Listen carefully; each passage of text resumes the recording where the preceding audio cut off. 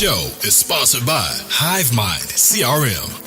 It is more than just a CRM.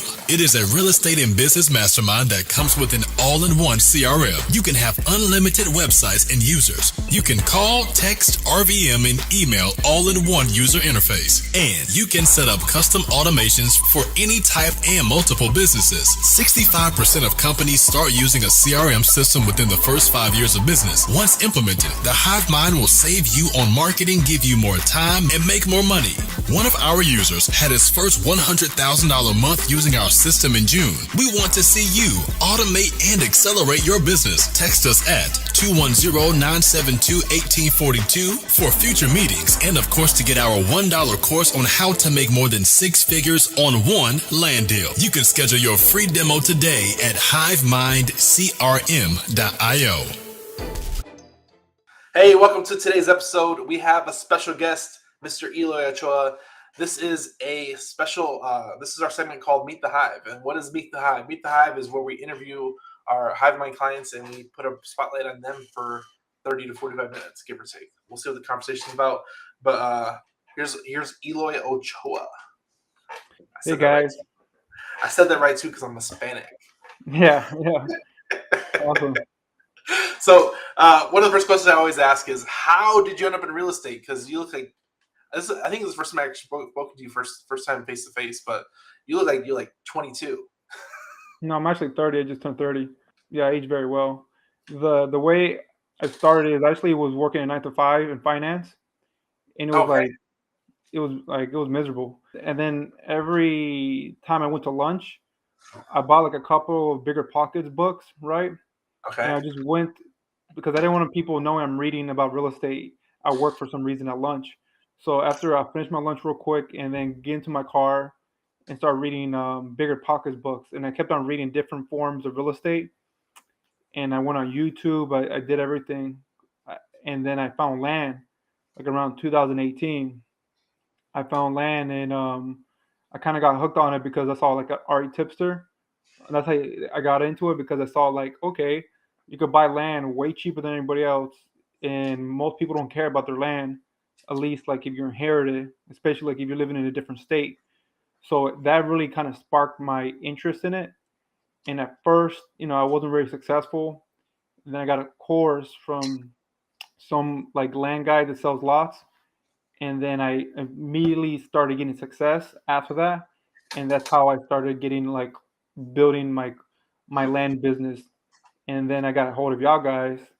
I think I was like the 11th person who signed up to HiveMind, actually. I remember that because I remember we were talking about it, and I'm like, okay, I was kind of hesitant about it because I didn't even know what a CRM is. I had my stuff super unorganized, like Google Sheets. It wasn't even Google Sheets. It was Excel. It was worse than that. It was Excel, and I was calling them one by one, sending flyers out, and a lot of work. And then I got the CRM. It made my life so much easier. And then I integrated with my other social medias now. Because after I got out of that finance job, I started doing data analytics and did workflows. So the workflows that are HiveMind are way more simple than the ones I'm used to. So it made it super easy. It was like it came in hand with the stuff I already have experience with. That's cool, man. That's awesome. So how long have you been full-time real estate? Because I think you've been in real estate longer than me. No, I haven't been because it was like slow, like everything. You kind of struggle at first in the beginning. Like it took me 7 months to get my first deal, but I've only been doing this, even to that point, I've only been doing this for about 3.5 years or 4 years. I started in 2017, sent out flyers, but I didn't know what I was doing. And I did like postcards for bigger pieces of land, and I don't know how to comp stuff. It was kind of a mess. So like I really want to say that I got started in 2020 because that's when I started I got a course. Traction. I joined a community with people. I wanted to do this by myself. I didn't I was thinking very ignorant in the past. Yeah. Real estate is about who you know and the communities and the relationships you build. And I want to say 2020. That's when I really kind of start taking off. Gotcha. So and I'm really glad you said that too, because a lot of people think like this is an easy business, and it's really not. It takes a lot of time, education, falling your face a couple times to get that first deal and even traction to get more deals. So it's Yeah. like even it took me 7 months to get my first deal. I contracted a bunch of properties, but 7 months to get the first one to close, and that was crazy. But Yeah. kind of opens the door to all the opportunity that eventually that you see down the path of doing it more and more consistently. So that's kind of cool, man. So 2020, I'm actually 30 years old too. I actually wanted to mention that. So Yeah. I just turned 30. So yeah. congrats, man. It's cool, man. So one of the things that I really want to cover is like because there's like real estate is so broad, and even land real estate you can get kind of niche down. Yeah. So tell us a little bit like what's your strategy in land, because I think we do the opposite of you, but tell us what's your strategy in land right now, and what markets you trying to do that in as well. Yeah, my strategy is vacant lots. I think a lot of people do vacant lots, and the way I think I do a little bit differently than other people is I'm more open to doing JVs because I develop relationships in Nice. Southwest Florida. I live close to Southwest Florida, like an hour away from the major markets, either way, and I have family who work in the markets as well, so I can build relationships with them and branch out from there. And another way I do it is people who clear lots. I have an uncle that clears lots, and he gives me leads sometimes, right? So that could be a nugget if anybody's looking for it. And sometimes I just drive around because some of the best buyers are the buyers who don't have, buy like 100 lots. Is the people who buy maybe 5 or 6 lots a month. Mm-hmm. They're going to pay higher prices, and the negotiation is not that tough. And most likely you use your own title company. Like the terms are a lot better with smaller buyers. So the way I do it is I develop a really good strong buyer base in Southwest Florida, and then I use HiveMind for example. I've done like I think 5 or 6 deals, JV deals, like consistent, more than one JV deals with 6 different like Hive members, and I use the networking to do JVs and move properties. So like if they have a property under contract and they can't move it, I'll use my like Rolodex of buyers and send it out in a mass email. And then usually I know if it's a good deal or not if they respond, because I have like so many buyers. If they respond and they're interested, that means it's a decent deal, right? If they don't respond at all, most Uh-huh. likely I can't move it. Because when it was in the high, I could move stuff within 48 hours. Now it's a little bit longer. The market's kind of shifted, but I remember it was so easy because I already developed these relationships like in the beginning of 2020. So something I really want to dig in on is that most people relate it to like single family, where like there's different buyers, different price points, Yeah, and I really want to hit on that too, because like if you find a landlord that does their own construction, they can usually pay more for that yeah, property. I think you found that kind of. I find people that actually clear the lots and actually do their own site work, so they're usually going to pay more for the property, and they're not like a big hedge fund buyer where they're looking for a really deep discount. yeah. A lot of hedge fund buyers also get loans. They pull loans, so a lot of them they don't like doing double closes. I mean, they don't like doing assignments because it's gonna look bad on them, right? So they rather do just double closes because they don't want to have that big assignment fee because the bank is not gonna pay it. They have to pay it out of pocket. So those big hedge funds or those not even big hedge funds, just there's a lot of people who are just pulling money to get money together, and they're pulling bank loans for every single project. And assignments, they don't like doing assignments, and they rather you do a double close, which is not bad, but you're going to pay a little bit more to complete the transaction. Yeah. Um, yeah, and I also go like I go to these markets, and I'm probably not going to do this much anymore because I'm trying to scale. But I used to go like because I could speak Spanish. I used to go just drive around construction sites of new like builds. If I see the duplex, I know what kind of buyer that is. If I know it's a single family, I know what kind of buyers. I just ask the guys, hey, who's your boss? In Spanish, whatever. And sometimes Who's they it? say What's those. that? Yeah, basically, yeah.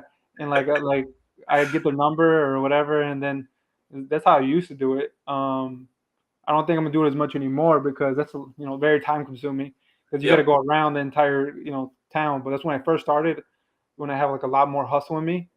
Um, I That's what I But did for sure.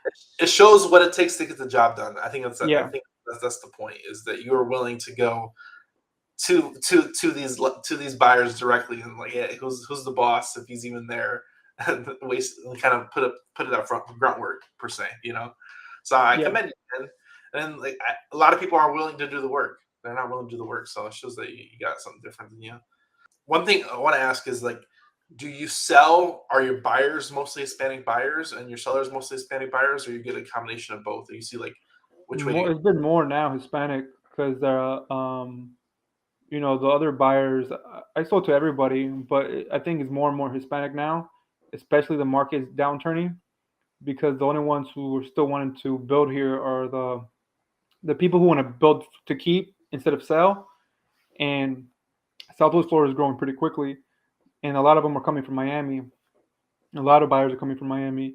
Um, a thing that I've been noticing is like real estate agents would talk to people that live in South America, and they pull their money together and like make a kind of a fund, and then get real estate agents to try to buy lots for them because the inflation's so bad in South America. They're trying to protect their like the money and yeah, park it somewhere else. So that's another thing that's I think is trending upward, especially like people like Argentina. I think has like 90% inflation or something crazy like that. Don't quote me, but something really crazy.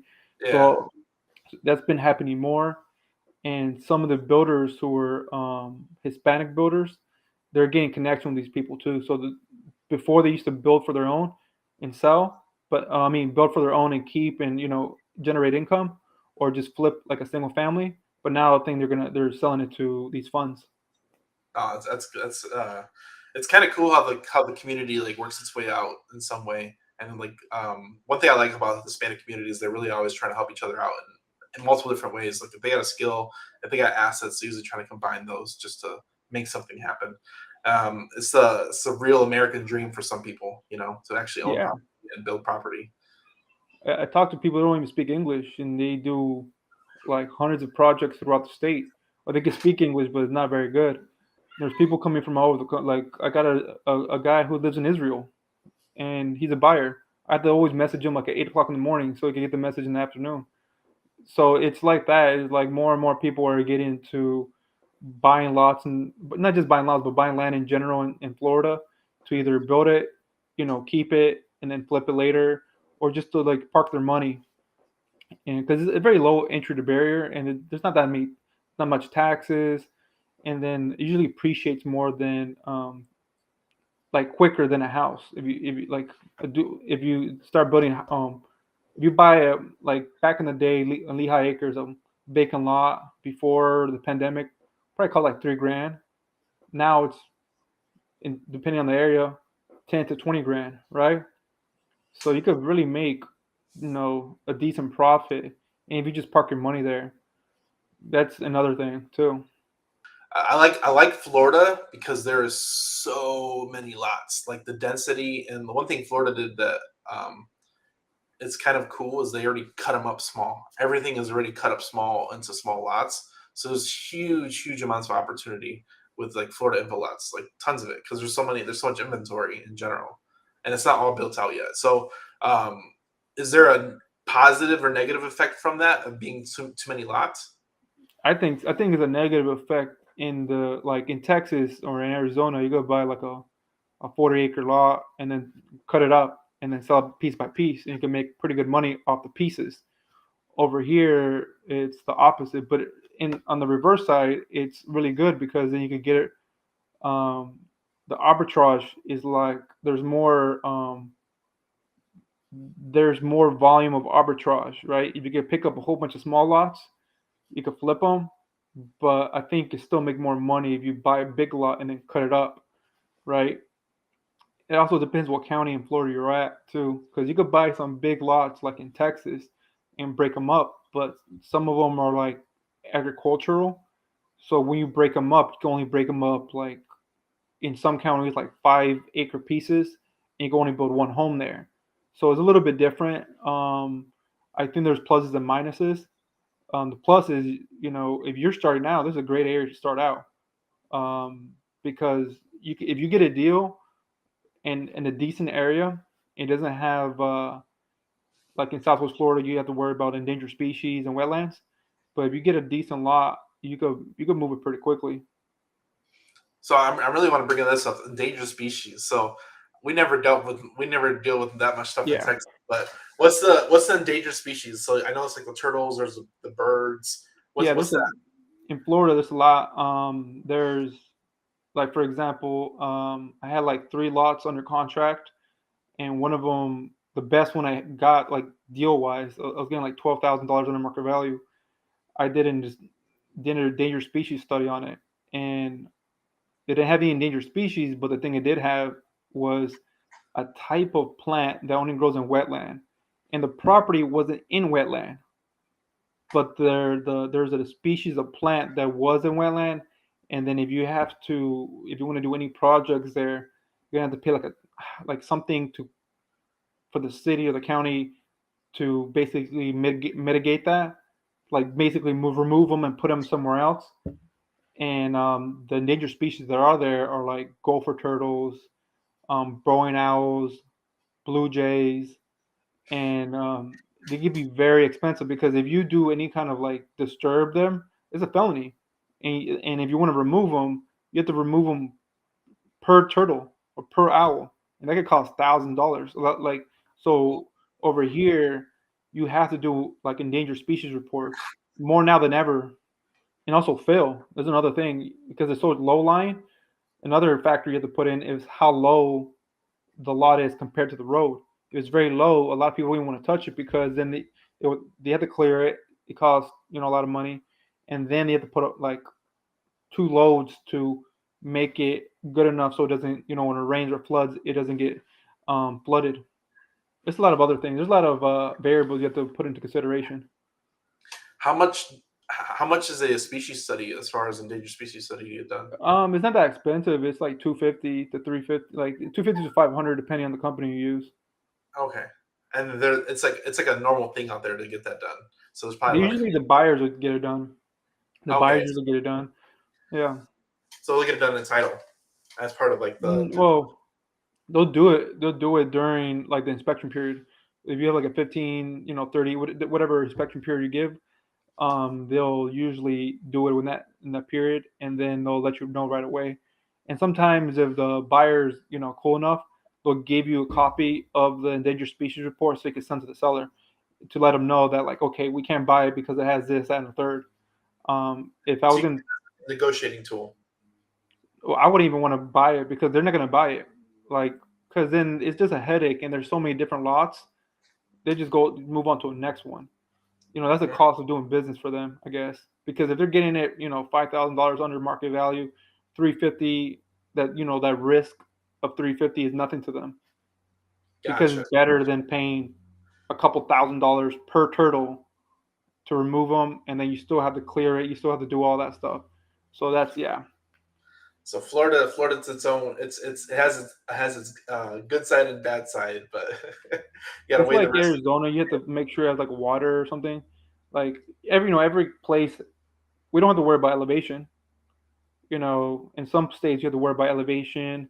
You have to worry about if there's road access. Most of the time you don't have to worry about those things over here. Yeah, I But got you. yeah, Uh, different values that you're gonna look at based off your market and what you're targeting.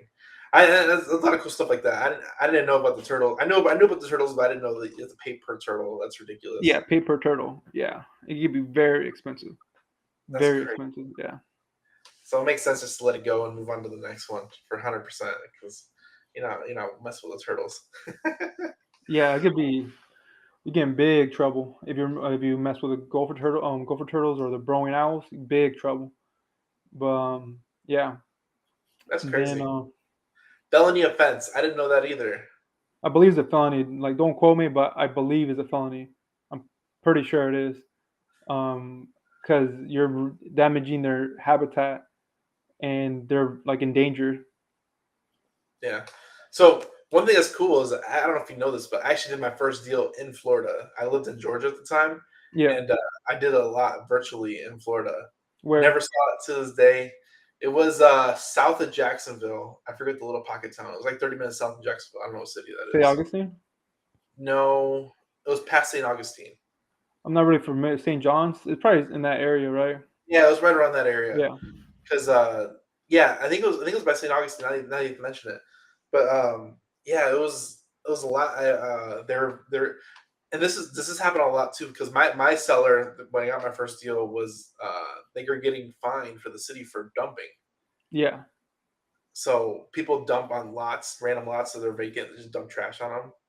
Happens a Yeah, lot. especially here in Southwest Florida. Like the thing is crazy. I bought a lot and I got an amazing price. I bought it for $3,000, and then I bought it virtually like you, right? And when I get there, I'm like, somebody put a gazebo on my lot. The neighbor put a What? gazebo on my lot, and I was like, what? And then I was still under contract. The problem is I was going through probate because I was going to pay. I was going to pay for the summer administration, right? Uh, Which wasn't a lot, but it was during the pandemic, so it was taking forever for the county in their area to give me like all the paperwork I needed. So I'm like, mhm, okay, I'm going to call the the neighbor. enforcement, right? Yeah. I call the enforcement, and then they did like a Uno reverse on me, like, oh no, the owner's going to have to pay to remove that because it's the structure doesn't have a permit. We mean the owner of the lot? I'm like, the neighbor's the one who put it on there.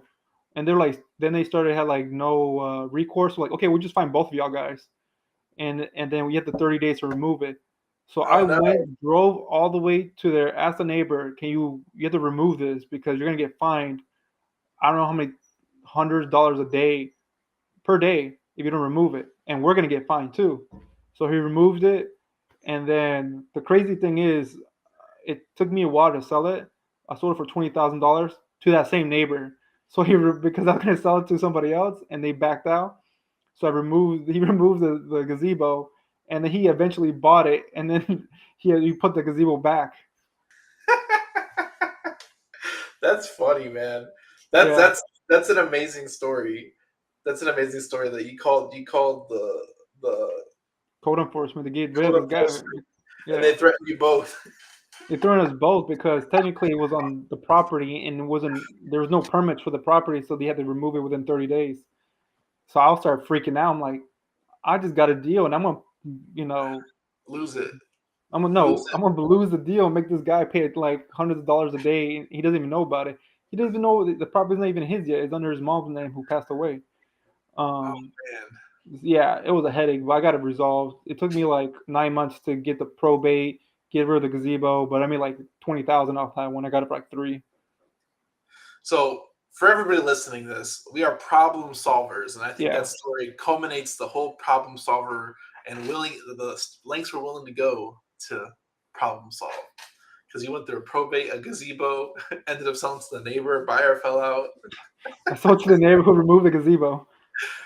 No, that's like it goes to. I feel like every new real estate transaction is a whole new thing, and you learn from each one because they all throw curveballs at you in some way. The curveballs are the ones who make you the most money, though. Yeah, Yeah. curveballs. That's so crazy. That's so crazy. People, the gazebo. That's I love the stories of real estate because it always brings it back to the fact that it's not easy money. Oh, nah, you got to work on your marketing channels. You got to like the marketing channel is probably the most important thing. I think Anthony says it all the time. Marketing is the most important thing you could do in most businesses. So yeah, like I made a TikTok. I got like I went viral on TikTok. Got like 600,000 people watch one video, and it Nice, wasn't really even about land. And I just put my website in the very end of the video. I got like 50 submissions of people wanting to sell their land. nice. Obviously not all of them were good, but there were some diamonds there. I never pulled a trigger on any of the properties. There was only one that I'm under contract for right now that I think was worth it. But a lot of people reach out to you like randomly to either buy or sell their lot land. You kind of want to build a community, and then you build that trust through like social media because they see your face everywhere. The land point and TikTok. I think we really want to address that because and this is Mike Novak. Did you after watching Mike Novak, you started the TikTok? And you're like, I'm gonna do it too, type thing. No, we actually started in the same group. We started learning the same group. He started the TikTok first, and Okay. TikTok at the time was just a whole bunch of like little girls and like boys just dancing and stuff. I'm like, come on, we're Yeah. not gonna get anything over here. And then you start gradually changing, right? Because then you make your own little algorithm, and the people that watch your videos will have similar interests. So it takes a while to build that up, and the first for like a long time. I was doing like 3 videos a day. You eventually start running out of content. Out of there's not that much you could talk about land for 3 videos a day. Then after I got over 10,000, I started cutting down, and then I hit a couple viral, like small. Like I think my biggest one was 100,000, and then it went up to I got stuck there for a little bit. Then I had 650,000, and then I just literally reposted that same video like 2 months later, and it went 350,000. So it's really good because you build a community, and then in my website I capture their email, so then I have like an email drip to the people who want to sign up. Yeah. There you go. There you go. I think the social media game is something that not everybody should do it, but if you have the time and availability and able to produce content, like it doesn't hurt to try it. It's just Yeah. you got to be consistent with it, 100%. So how long have you been on TikTok? Because I think a lot of people think they get like it's really hard to get traction. So what was that time frame for you? I started like in 2020, around the same time as Mike. I think I started a little bit after him. He's the one who kind of gave me the idea, and I just basically was just very consistent, like you said. All these social media, like TikTok, YouTube, all these, you have to post. TikTok more than I think YouTube. I think YouTube you only have to post a couple times a week. TikTok you got to post every day, right? And at least in the very beginning. And the thing is, the thing that's different between TikTok and a lot of other social medias, every video is judged differently. So Yeah, like every video, they don't really push it out to your audience. They push it out to people that might like it, which doesn't have to necessarily be your audience, right? The bigger the audience you have, the more it gets pushed out, of course. But if you're barely starting, you have to be very consistent, post a whole bunch of videos to see what people like, and then replicate the videos that did well. yeah, And then that's how you start gaining traction, at least in TikTok. And then in other social medias, especially like Facebook, they only care about engagement. Like TikTok, they care about engagement and how long you've been on there. So if you understand, the algorithm is not that complicated. If you think about it, is like these apps are selling you ads, right? So they want you to be engaged as long as humanly possible, and then you have to make engaging content that yeah. people will like. No, that's good, man. It's good. It's good that you took it seriously. It's good to get some traction because, like I said, a lot of people won't even take the steps to even start doing it. So you've made yourself a step above the rest just by even being on there. So I commend you for that. Where are you doing deals? As far as like if somebody wanted to JV with you, where can people send you deals and what markets? Well, I work in Southwest Florida primarily. I'm trying to expand and do what you and Anthony are doing bigger lots in other states. Yeah, Doing Southwest. I have all my buyers in Southwest Florida and Central Florida. Southwest Florida is like my hotbed. I know a lot of people, they always hit me up for JVs, and I think JV is a good way to get yourself in the door, especially if you're brand new. I think of it as this: you could always.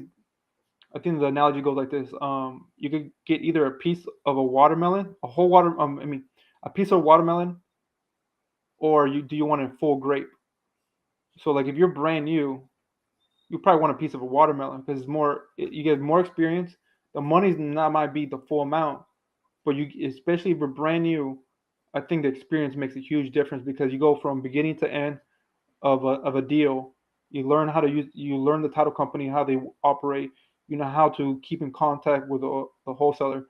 With the seller, and then you build relationships and you do a lot more creative stuff on one deal. So I think if you're brand new, I think JV is the way to go because then you gain experience, like you leapfrog an experience and doing it on your own. yeah. No, that's 100% true. I would say you learn a lot, and you kind of if you don't know what to do, the JVing will help fill those gaps and help you get better knowledge to do it by yourself in the future. So if you got to JV a couple deals, don't knock it. Like you're giving up so much equity and you could have made $1,000. You got to pay for your education in some way, shape, or form. It's And some of better the than messing up too. it's better than losing a deal. Yeah, you can 100%. lose the deal so quickly. Yeah, you can lose the deal real quickly if you don't know what you're doing. If you're fumbling around and you don't have like the title company. Like the thing I always offer is if I get a JV deal, usually I keep in contact with the title company, like annoyingly. Sometimes, depending on the person, like I'm doing the JV with, sometimes I even call the seller to like move the deal along. like, okay, sign the paperwork, and then like it depends. It really depends, but I think it's better to do a JV. I wish I had the opportunity because I'll do JVs the other way around if I don't have Yeah, buyers because it doesn't make any sense than losing a deal, yeah, right? It's like that means you're gonna get no money. 100%, 100%.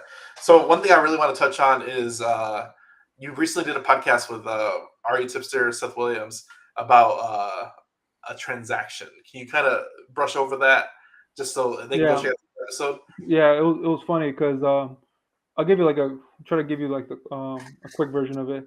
So I bought a couple lots in like Lehigh Acres, and it's not the best neighborhood, like there's crime there. But then I bought this lot, and then I went to the neighbor and asked her if she wanted to buy it. She said no, she's interested. She just her something happened to her, so she didn't have the funds. I was like, okay, if you know anybody's interested, just let me know. And then like a month later, she calls me like, hey, did you sell your property? I'm like, no, no. Well, I did at the time. I already had it under contract. Like, yeah, but I'm already sold it. I'm under contract. Like, well, they cleared your lot. I was like, they cleared my lot. What do you mean? Some Argentine couple came over. They said they bought it and it cleared. Like, they're, I was doing the real estate agent, so there's no way an Argentinian couple got it.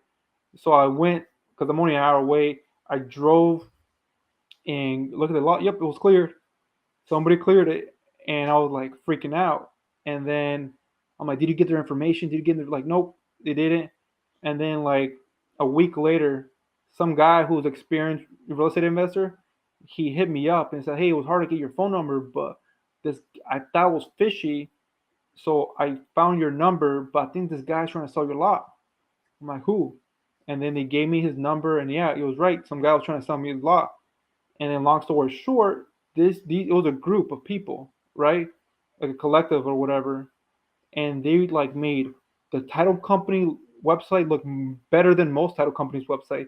They had like 4-page purchase agreements, were all legit. They were signing paperwork under my name, and then like they were making purchase agreements to multiple people. They even put my property on Zillow.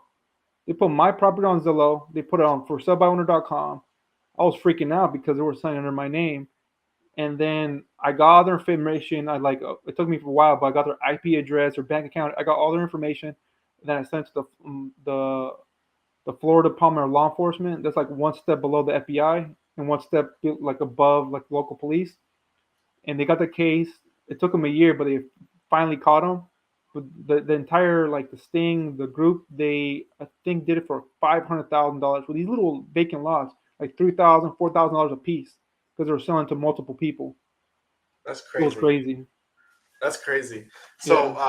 one thing crazy about the real estate industry is like it's a double-edged sword because like you if you're using it for the right reasons, you can make a lot of money. But Yeah. if you use it for the wrong reasons, you can really mess up a lot of people's Yeah. day, And week, month, a year. You can mess up with a lot of people. yeah. And in that podcast I was talking to Ari Tipster, we're talking about like the dangers of the recording office because they just record anything that comes to them, right? Yep. They're If like it's if they notarized, see a there's notary stamp, they just push it through. And that's like if there had more checks and balances there, it might take longer to do a transaction, but these yep. scams wouldn't be so easy to go through. I think do you think it's more of like they need to like digitally record more often versus physically record? Because I think that's part of the issue is that if you walk in with the paperwork, they're just gonna walk you let it record automatically right there then and there. Whereas if you digitally record, where a lot of the states now they can digitally record, I think that would help the issue.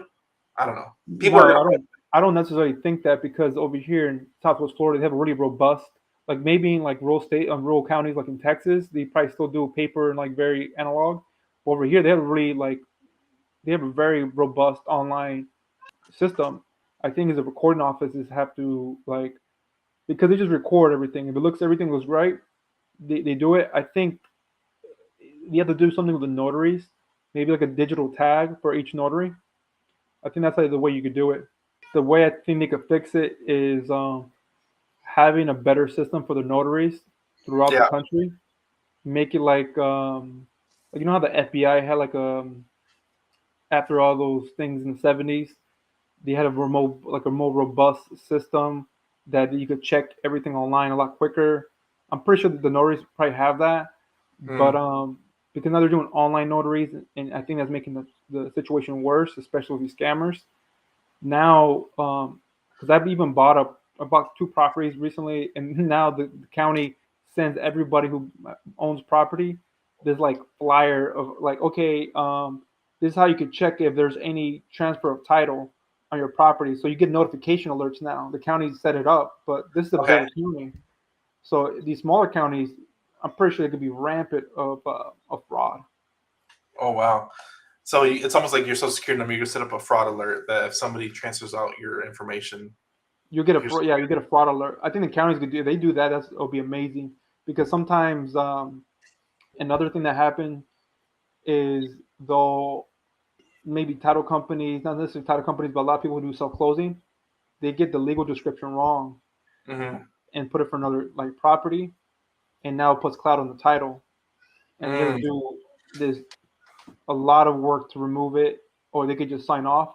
That actually happened to me. Somebody accidentally put my property legal description to theirs, and it clouded both our titles. Oh no.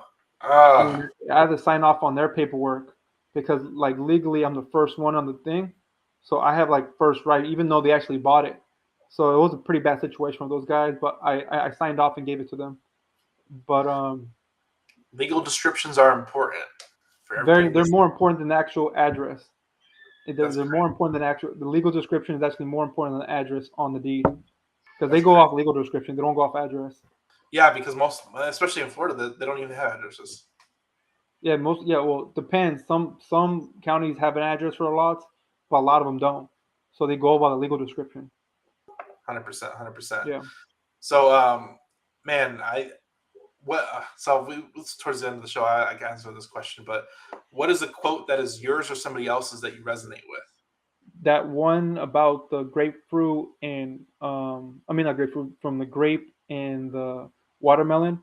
Yeah, I'd rather have a piece of a watermelon than a full grape because that yeah, means you're working with other people. You're gonna get more either value, community.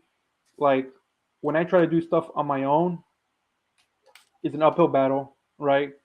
You have a lot of deficits you don't know about, like maybe the market, how things are run, and like if I did a deal in Texas, I'll talk to you guys because I don't know the yeah, laws in Texas. I don't know anything. It's better to work with the community and people than do it on your own and get all the money because then the likelihood of you messing up, the deal falling through is going to be a lot higher. yeah, 100%, 100%. There's I've heard that a lot from Tim Bratz, and I don't know if he's Yeah, the one that created it, but I've heard that one from Tim Bratz. He says that a lot, and we actually had him on the show. A awesome. few, yeah, I had a show a while ago, but he says that quote a lot, but I don't even know where it came from. I have to look it up and maybe see if somebody else said it. But I heard I think from one of these community groups, and that really does resonate with me because I'm like I was doing it the dumb way for like 2 years, suffering, like not knowing anybody in my community. Now I'm like, I know a little bit, and then people recommend me that never even done deals with me, just because I know I do deals in Southwest Florida. it's the power of community, man. The Yeah, power of community. One thing that's I think it's really cool is that like whenever somebody, oh, I have a deal in South Florida, I'm like I tag everybody from South Florida. I mean, I tag yeah, you everybody do that. from the Florida group because like for me, it's like it's more benefit to the group as a whole, whether you help them or I help them. And if it's just me tagging you, I'm helping in some way. So I'm always keeping an eye out for that, and I think it's cool about the community. Community is such a cool um, thing to um, help out in your own way. Because even you, like I said, you help out my community by contributing. I help out you by contributing in by Yeah, submitting your name. So it's a give and a take on both sides, and it's just the power of community. it gives you more legitimacy as a group, and it gives you more how do you like more like for you, you might not gain financially, but the people are going to use your group more, right? Being more engaged, which is very important. And then for me, obviously, I'll gain financially, but I also build connections as well. It makes everybody it's like almost like a referral based system. It kind of legitimizes people on both sides. So I never asked this question before, but Is there someone in the group that you've really established well with since you joined HiveMind? Yeah, a couple people. You know, I knew Mike Novak for a while. Yasir, I've done deals with Yasir. Mason, Chris. I'm pretty sure I'm forgetting more people. But I've done deals. But then I already knew Mike before, Yeah, but I got closer to him in the group, and then obviously Yasir, I got him a lot closer to him in the group as well. Mike Horon as well. I knew him from another group, but because we're on the same calls all the time, yeah, we're always in the same things because of these community groups. So, these groups are really, really good for everybody to grow yeah, and to learn new things. And like, I'm trying to pivot into bigger lots than you got, like you guys are. I know you yeah. guys are trying to pivot a little bit to like the smaller lots to get like cash flow coming in. So it kind of works in both directions actually. So I can learn from you guys. There you go. There you go. Well, definitely, I appreciate you coming on, man. I hope people learned something from this episode just because we covered a lot of stuff about intricacies and info lots in Florida. So I'll probably name it something to that effect. But I appreciate you coming on and giving up your time, and definitely check out his other episode he did with Ari Tipster about the more in detail coverage of that fraud in Yeah, that Florida. was crazy. Yeah. That's crazy. Definitely Yeah. go check out that episode. But appreciate you coming on. Definitely good episode, man. I hope you all enjoyed it. Any final words, Eloy? No, I just want to thank you and Anthony about like giving me an opportunity to even be on the podcast, and also about giving me the opportunity for like Hive Mind.